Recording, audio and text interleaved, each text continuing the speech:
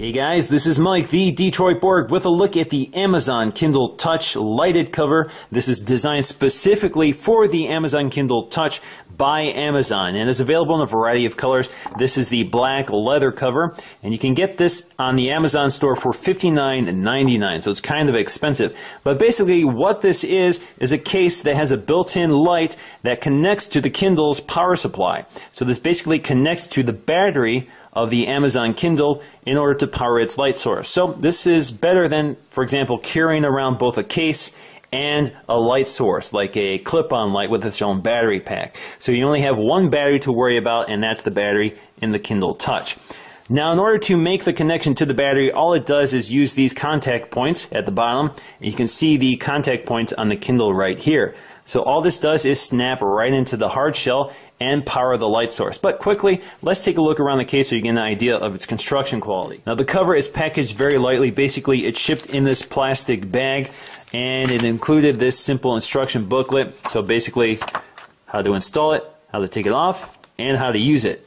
Now, on the front, you have the Kindle logo embossed along with this stitch pattern along the edge.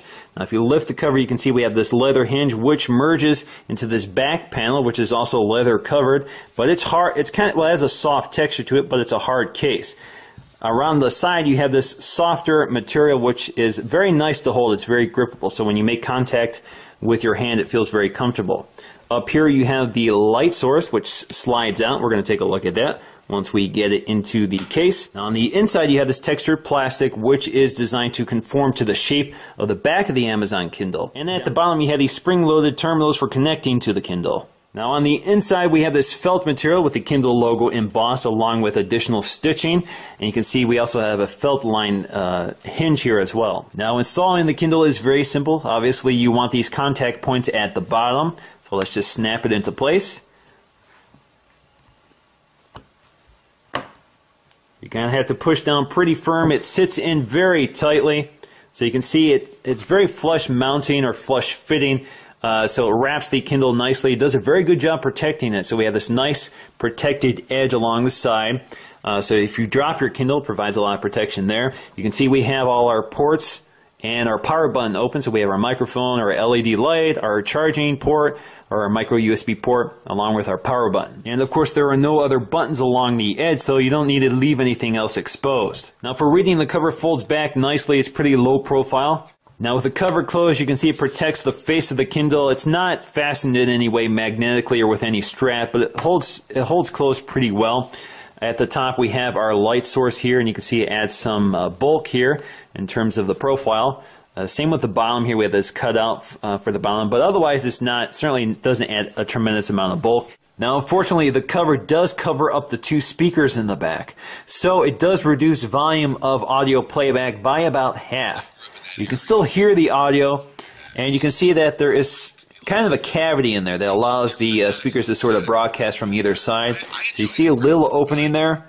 So it's somewhat effective in allowing sound to pass through, but certainly it will adversely affect your audio quality, so you're better off using the headphone jack when using the case. Now, the light folds out pretty simply. You just swing it out, and it only goes to a certain angle, so you don't want to force it. But there you go. It's basically one LED light source. You snap it back into place, it turns off.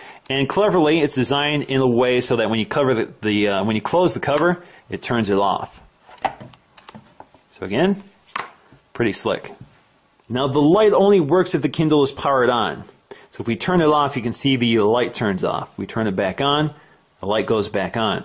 Now, with the lights turned off in the room, you can see the light does a good job illuminating the entire page. It's not quite even, meaning you have a brighter spot toward the top of the page than toward the bottom, but it still looks pretty good. It certainly makes this a lot more readable in low light. Another thing about the light is that it's not too bright and it's not too dim, so it's not fatiguing on the eyes. You certainly can't adjust the brightness at all, but it does a very good job finding just the right medium. Now, in order to remove this case, all you have to do is bend the right corner down. It sort of flexes and allows you to release the Kindle.